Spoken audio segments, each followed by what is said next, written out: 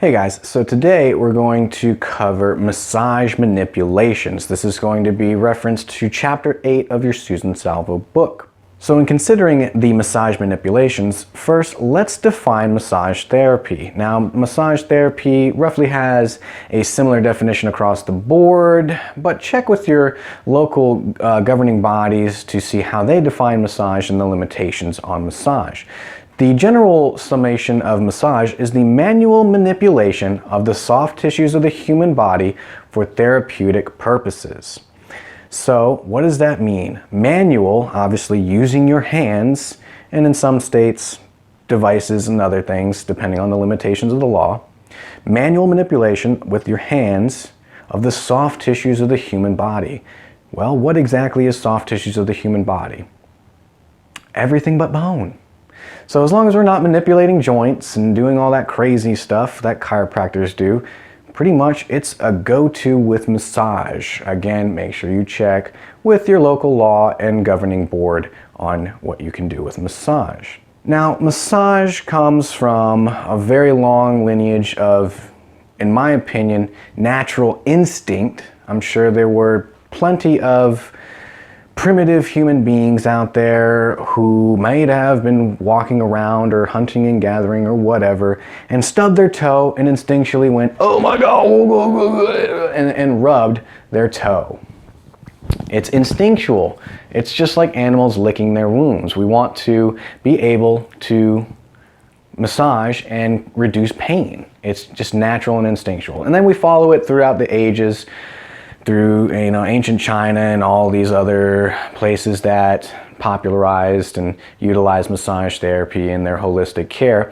But when it comes to modern day Swedish massage, it was developed by a man named Per Heinrich Ling, who had what was called the Swedish movement cure, which consisted of many flowing movements, manual manipulations, stretches, and essentially like gymnastics there.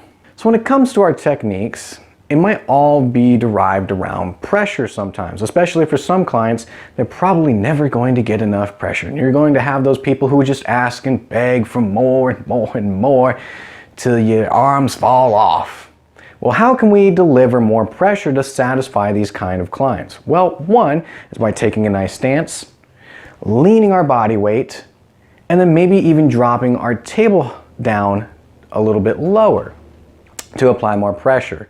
And then heck, if all else fails, stand on them and do some ashiatsu. So when it comes to the depth of our pressure, there's multiple layers, and I'm sure you can see many different trains of thought in this, and I'm sure they all have their merit in some ways. Now, the one I was particularly taught is that there's 7 levels in which we can access tissues.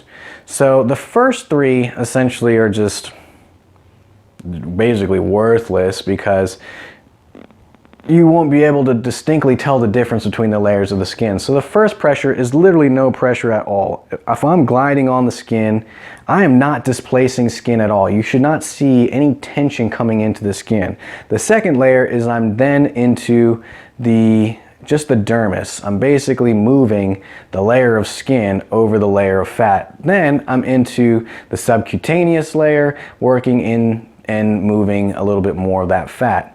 Then the next 3 layers account for the 3 layers of muscle tissue that we typically find in the body. So most of the time, there's 3 layers of muscle tissue before you get bone. So that 4th layer of pressure would be being in that first layer of muscle tissue.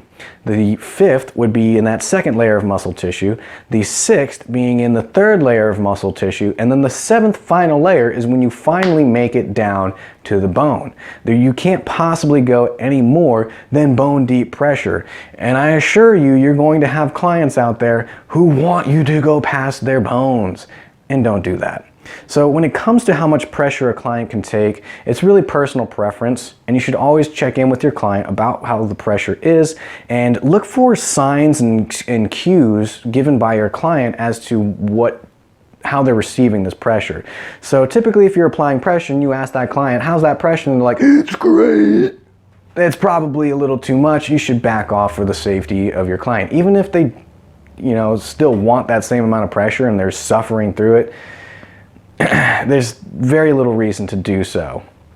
Also, other signs is tightening up, locking up, and even like the clenching of the hands and maybe the clenching of the toes as you apply that pressure. Not always, but most of the time that is the case. So aside from the level of pressure for massage, there's other factors that go along with massage that make it a great massage. So other key components of massage is what we could call excursion. So the excursion is the length in which our massage technique travels on the body.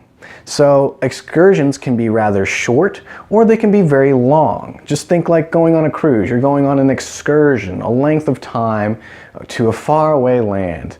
So excursions, like we said, could be very long. It could start from the head end of the table all the way down to the low back. Or if we're working very locally, say in between the spine and the shoulder blade, working into those rhomboids, it could be very local, very brief, very short excursion. The next thing would be the rhythm or the patterning and speed at which our techniques are delivered. So when it comes to rhythm, it's obviously just like you would expect it to be based off of music. It usually follows in a progression. Now most music is in a very symmetrical rhythmic beat, so usually in 4/4 time, which means there's regular patterning to the massage. 1, 2, 3, 4 to the massage. Now on the flip side, we could have a massage stroke that's a little more arrhythmic, that has no rhythm. So 1, 2, 3, 4, 5, 6, 7, right? It's going to be very off-putting. Usually that comes with your jostling, usually some sports massage techniques. Now when it comes to the rhythms, the rhythmic, nice steady paced massage is usually more relaxing, while the arrhythmic is usually more stimulating.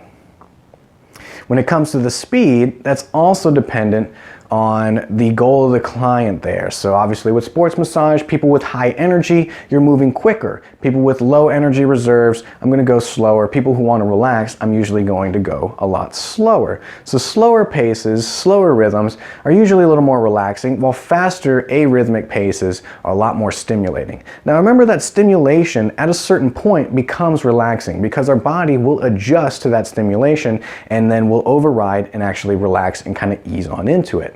So when we combined these previous components to massage and then we incorporate a sequence and a routine, then we have a nice well-functioning massage. So the sequence and routine is just the progression that you follow through with on your massage. So sequence and routine usually is a good step-by-step process, usually working very logically and procedurally based. So clearly I'm not going to start working on the neck and then I'm just going to run on down and start working on the feet. Now I might do a technique where I can take a technique working on the feet and then glide up and do a long stroke across the whole body. Sure, that's a nice Swedish-esque technique, and then debatable that some people want you rubbing on their feet and that's spreading their feet funk all over their body, but you know, that's another topic for elsewhere. But being consistent, having a plan, going say from the neck to work the right side of the body, and then working back up to the neck, and then working to the left side of the body is all part of your sequence, all part of the thought process when applying your massage and incorporating and developing and devising a very well-functioning massage sequence and procedure and routine. So when it comes to that routine, also consider that no routine is going to be completely set for every client. That every client, depending on their goals, is going to get a very unique and customized massage. Now you might work in some high-end fancy spas where they want you to do a procedural step-by-step massage. Sure, if that's your job, by all means. But in real life, massage needs to be as unique and customized as every single person that comes and lays on our table is. So in order to bring longevity to yourself in your career and better help your clients, you should customize and adapt your massage and your routine accordingly. So typically, when I'm practicing, I usually have a somewhat standardish routine, a good general idea of the flow, and then customize and curtail it to each client. And then I would change it up completely. I'd 180 it every month or two, just so that it kept it kind of fresh for my clients and also kept it fresh for my body, so I'm not doing the same thing and then getting repetitious injuries, getting that repetitious movement, which then incurs the injury for repetitive injury stress. So let's look at the actual techniques. Now, most of our techniques derive from the French language, because when westernized massage became popularized and really came about, French was just widely spoken throughout Europe, and so the person who coined the massage terms in the French language, Johann Mesger, obviously spoke French. Now, the first technique we're going to look at is what we call effleurage. Effleurage means to glide. So effleurage is a gliding stroke. That means we're going from point A to B and we're gliding over the surface of our client, over the surface of their skin. So effleurage serves many purposes. One, it's a great way to apply lotion and lubricant over the area. Then it also allows us to transition from A to B, as well as it allows us to feel and assess, palpate our clients, and then reassess afterwards. The next technique we're going to talk about is petrissage. Petrissage is what we call kneading. So if you've ever made bread or made cookies or biscuits or a meatloaf or whatever, you're in there and you're squeezing, you're grabbing and grinding and twisting the whatever substrate you have into its new forms. And that's essentially what we're doing with petrissage here for our clients. It's the rhythmic grasping, lifting, compressing, and squeezing of tissues from the underlying tissues underneath it, typically from bone. So for instance, if this was my client's muscle and this is my client's underlying tissue, I come in, I compress, I squeeze, and then I lift it up and just kind of wring it out, right? Just similar to how you would make or bake cookies or whatever like that. Now, typically petrissage requires very minimal lubrication or no lubrication at all. And so typically you want to do that usually before any of your techniques or any of that lotion comes into play.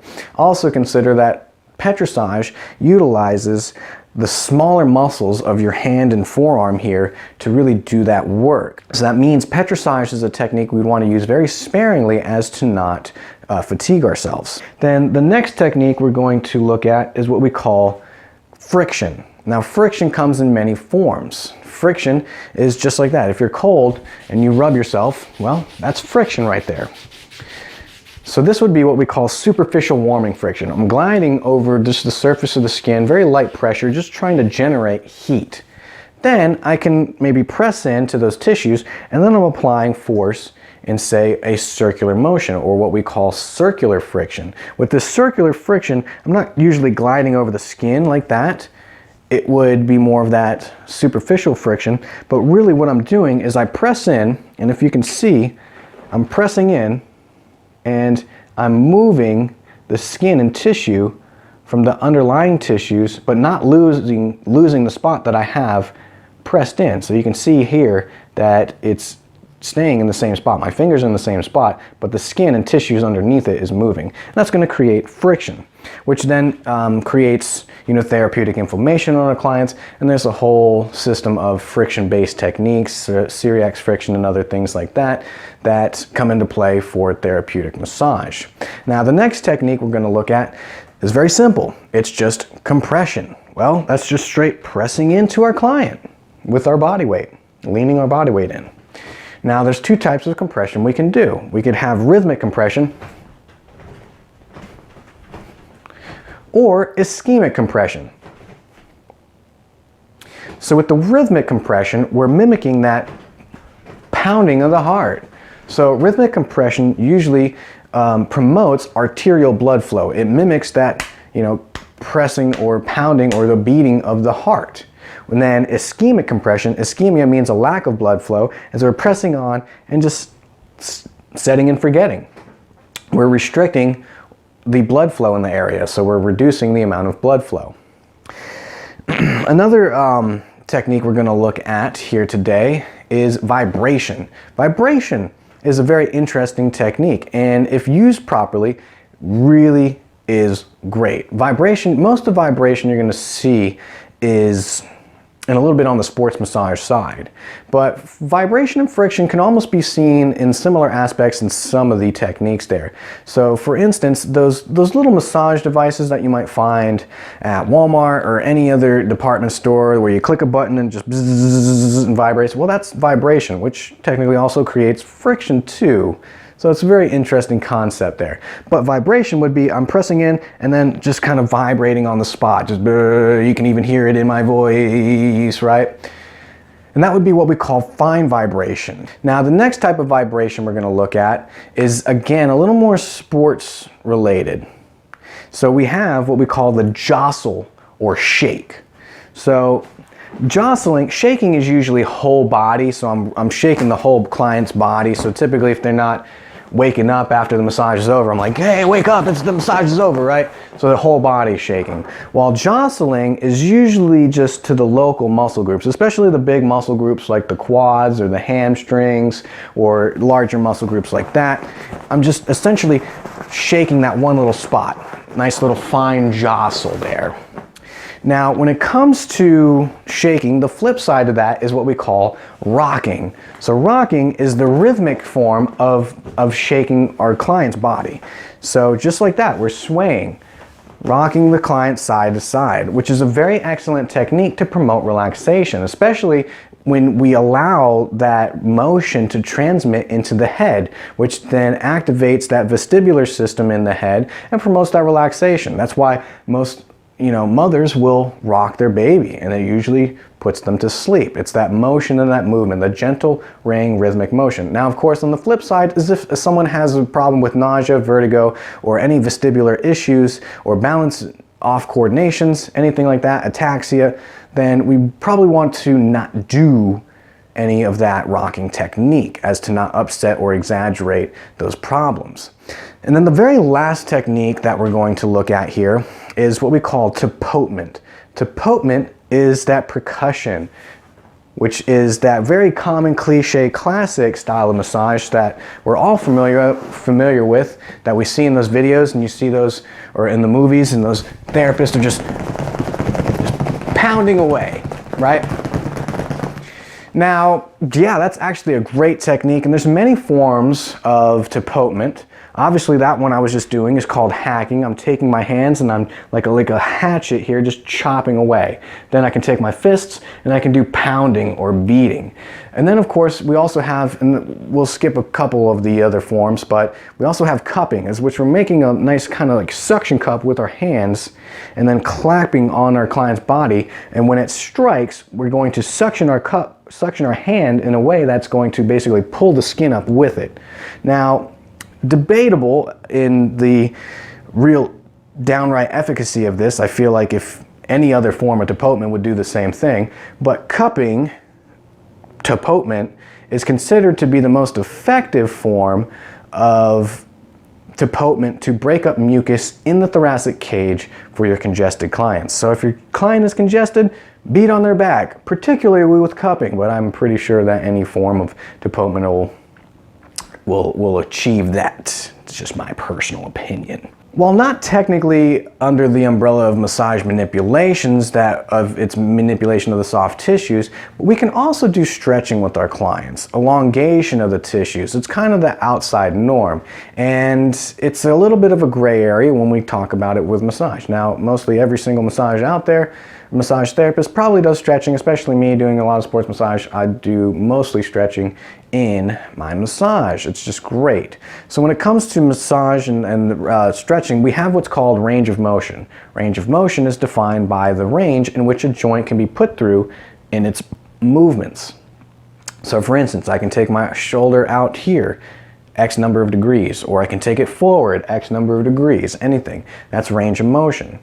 And so typically range of motion work with our clients is usually very beneficial, because we're going to essentially be, having those synovial linings secrete synovial fluid, which nourishes those joints. Plus, a nice deep stretch helps to accompany some good body work for our clients as well. And a lot of clients do enjoy the stretches. Now, when moving your clients, joints, you might hear some creaking and cracking and snapping and cracking. You probably, move your own joints and hear that in yourself. We call this crepitus, and there's other instances where we have crepitus. Usually it's also the sound that your stomach can make when it gurgles and all that, but crepitus is that little minute cracking and popping and grinding sounds. And for the most part, it's fine and natural and nothing to worry about. In some cases, there can be an underlying issue, but for the most part, it's nothing to really worry about. Now, coming back to that range of motion, there's a few types of range of motion we can do and a few types of stretches that we can provide for our clients. So one of which is active and the other is passive. So a passive stretch is the massage therapist takes the client and moves their limbs and whatever into the stretch while the client just relaxes and allows it to happen. Now, active has a few forms as well. So when it comes to active, that means the client is going to actively engage their muscles to move the joint, and then the therapist is going to do something in between. So we have what we call active assisted and active resisted. So when it comes to active assisted, well, the client is going to start the range of motion, and then the therapist is going to come in and support and keep that range of motion and keep going into that further range of motion with the client. On the flip side, we have active resisted. So this comes into play where the client activates the movement and then the massage therapist prevents the movement. And this is where we can build upon muscle energy techniques and neuromuscular facilitation. So when it comes to active resisted, we have two types of movements. We have an isotonic and isometric. So isotonic allows for the contraction of the muscle and the resistance, but we still allow movement. So I'm going to have my client move. Basically, isotonic would be like lifting a weight. So instead of having the client curl a dumbbell, I'm just going to have them move their arm like this, and then I'm going to resist it, but still allow some of that movement to occur. While isometric is where I'm resisting that movement from happening at all. And when it comes to considerations of stretching, there's a few forms of stretching that are good. And when it comes to the science of stretching and why we stretch and how we stretch, it gets pretty in depth. And it really just comes down to what you're trying to target. Now, if you're just trying to warm up a muscle and kind of just affect the muscle tissue and just create a little relaxation in the muscles, then what we call dynamic stretching is usually the best, where we're coming in and out of the stretch. We're only in the stretch for about 2 seconds, then we come out and then move back in and come back out. So that's usually going to affect the muscles. While what we have is static stretching is going to affect the connective tissues more. Static stretching means we come into that stretch and then we hold it for a length of time, because that's going to give the connective tissue time to relax and reconfigure. Now, the only type of stretching you don't want to do is ballistic stretching. That's where you see people bending over and then they're bouncing in that stretch. And that's very bad because the proprioceptive mechanisms in your muscles can activate and then lock your muscle up. And then when you apply that ballistic force, it can cause micro tearing. So guys, that's going to do it for us for today for the massage manipulations. Thank you for watching, and I'll see you next time.